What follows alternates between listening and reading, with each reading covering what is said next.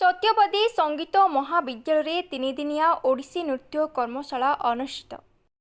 सत्यवादी संगीत महाविद्यालय परिसर में एक तीन दिनिया ओडिसी नृत्य शिक्षा कर्मशाला सफलतार सहित अनुष्ठित हो जायछि। प्रभु जगन्नाथ फोटो निकट में प्रदीप प्रज्वलन करी कार्यक्रम को गुरु रतिकांत महापात्र, गुरु लिंगराज स्वाई, राजश्री प्रहराज और चिरश्रोता खुंटिया आनुष्ठानिक भाव उद्घाटन करथिले। ଏହି ଅବସରରେ ସଙ୍ଗୀତ ମହାବିଦ୍ୟାଳୟର ସଭାପତି ଦୁର୍ଗା ପ୍ରସାଦ ମହାପାତ୍ର, ଉପସଭାପତି ବ୍ରଜକିଶୋର ମହାପାତ୍ର ଓ ସମ୍ପାଦକ ବଦ୍ରିନାରାୟଣ ଖୁଣ୍ଟିଆ ଉପସ୍ଥିତ ରହିଥିଲେ।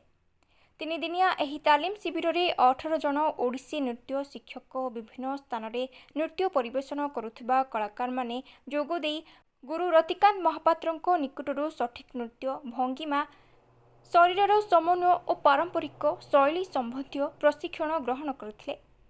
ବର୍ତ୍ତମାନ ସମୟରେ ବିଭିନ୍ନ ମଞ୍ଚରେ ଓଡ଼ିଶୀ ନୃତ୍ୟ ପରିବେଷଣ ହେଉଥିଲେ ମଧ୍ୟ କିଛି କଳାକାରଙ୍କ ନୃତ୍ୟରେ ଶରୀରର ଭଙ୍ଗିମା, ଅଣ୍ଟା, ହାତ, ଗୋଡ଼, କମର ଓ ଶରୀର ଗଠନର ସଠିକ୍ ସମନ୍ୱୟ ନଥିବା ଦେଖାଯାଉଛି।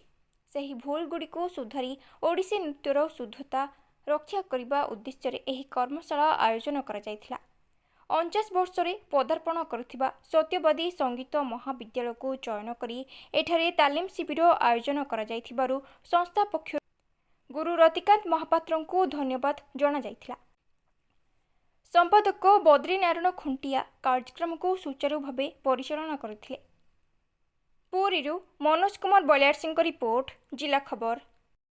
नमस्कार, मु रतिकांत महापात्र, जड़े ओडिसी नृत्यशिल्पी।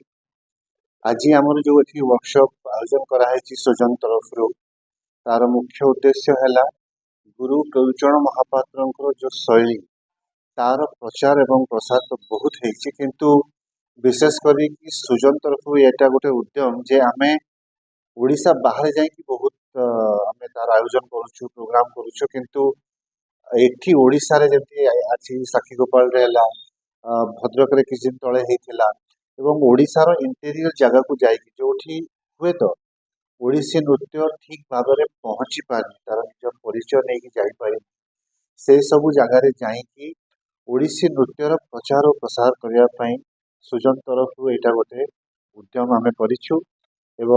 आज मार्च 1 तारीख पर्यंत 3 दिन ये ओडिसी नृत्यर कर्मशाला ये सत्यवादी संगीत महाविद्यालय आम आयोजन करुँ।